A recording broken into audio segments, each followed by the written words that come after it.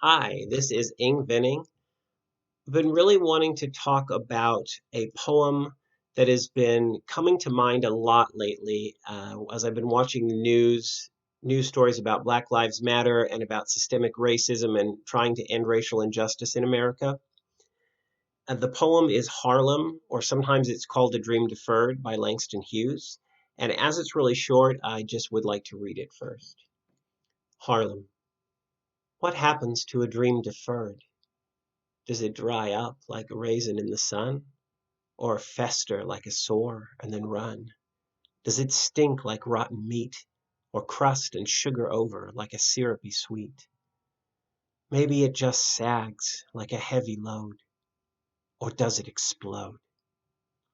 So this poem presents us with one general question, what happens to a dream deferred? And then indented, all these lines are indented, sub questions about what might happen to that dream. Does it dry up, fester, run, stink, crust over, sag, explode? One of the things that I noticed looking at this poem was the food imagery. And something that really kind of helped me understand why the poet would want to draw upon food imagery is an article called Black Communities Have Always Used Food as Protest by Amethyst Ganaway, if I'm pronouncing that correctly. And I'll include a link. And it really made me think like this article talks about how early slaves would give offerings to the Orishas, sometimes specifically associated with rebellion. It talks as well about how some of the early slaves would braid seeds and rice into their hair.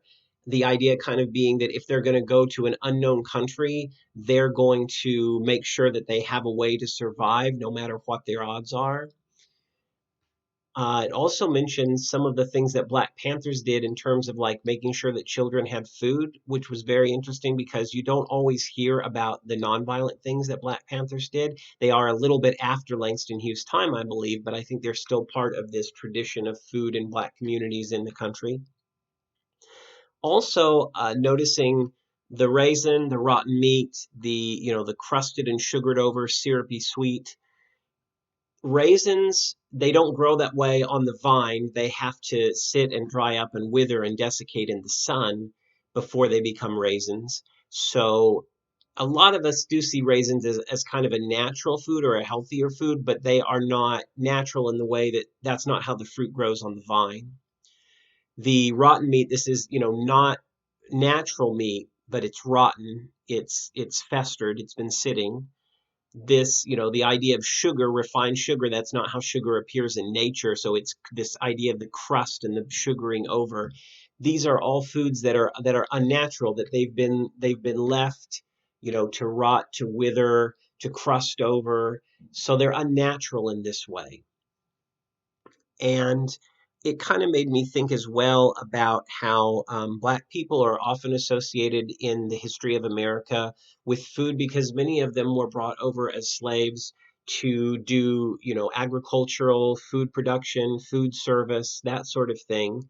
So in terms of their work or their livelihood, even though it was not always a good livelihood, but in terms of that being forced into that livelihood, that was often associated with agriculture and with food production and food service and things like that. Um, Even today, too, thinking about a lot of the Black people in America today and protesters at the BLM movements and things, many Black people are in poverty, and so they have to use food stamps, food pantries, food vouchers, things like that. And if you consider food in our country, it used to be in the past that poor people would be more likely to be thin and emaciated because they wouldn't have access to food.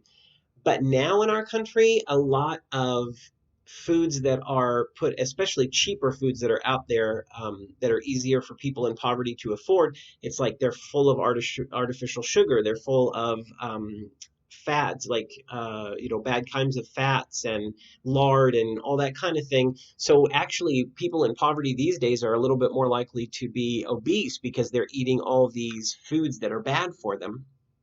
So a lot of Black people being in poverty have to deal with that. Now, I want to make something very clear. Some people will say that statistically speaking, on the average, Black people are poorer because some people will say because they lack intelligence or because they lack a work ethic to work hard.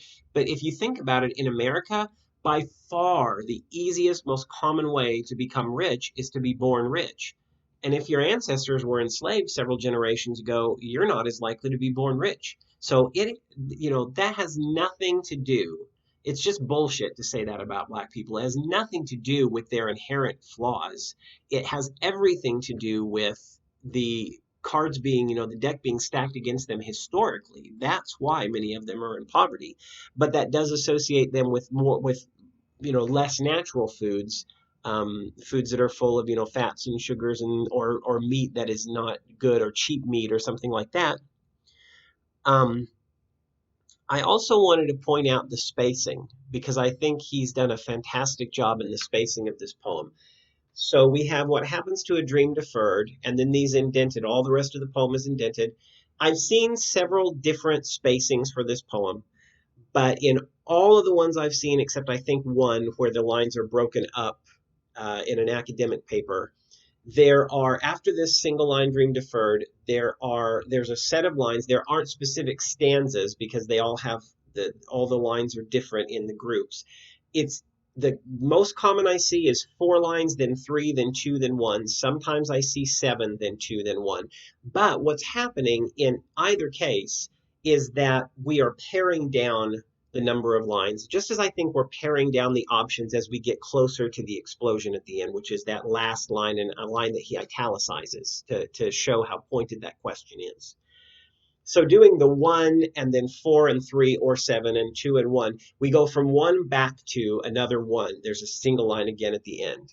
So it's kind of like saying what happens to this dream deferred. When you go through all these options, drying up, festering, stinking, crusting, sagging, right to explosion, it's like our options keep getting pared down and pared down. If the dream continues to be deferred so much that people have to wonder if they will ever be given a chance at that dream, you eventually get to the point where it explodes. Once again, it's bullshit to say that this has to do with flaws inherent to Black people. If you say, oh, well, Black people are more violent, that's not true. But take anyone, Black or white or Latino or whatever, take any animal, just like humans or animals, take a dog or a cat or whatever.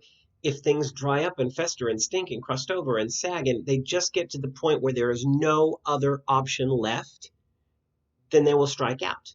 Anyone will. Any human will strike out in a situation like that. Any human will get to the point where if the dream is pulled away from them long enough, that there's going to be violence, there's going to be an angry reaction. And I think that's understandable that there would be an angry reaction to something that's been taken away from you that is so important to the American experience and so important to someone having a decent quality of life. And I think that's why this has a lot of parallels and makes me think about a lot of the Black Lives Matter and issues of systemic racism, because we have to end that in our country. We have a history of systemic racism as well as overt racism, and it's got to stop. And it's going to erupt in violence if it doesn't stop. And I don't really feel like I can blame people too much if that happens, because what other options? If you take away someone's options, every option that they have, what happens to that dream? Does it explode? I think so. Anyway, I'd be really interested to hear what other people have to say about this poem and about my commentary on it. Please like, comment, share, subscribe, and please let me know as I'm growing this little channel if you have something that you want to say about the poem, if you have another poem or a film or music or visual arts or gaming or architecture or whatever, anything arts related that you want to do commentary on, please contact me at ing@ingventing.com. I'd love to hear from you. Have a fantastic and wonderful night.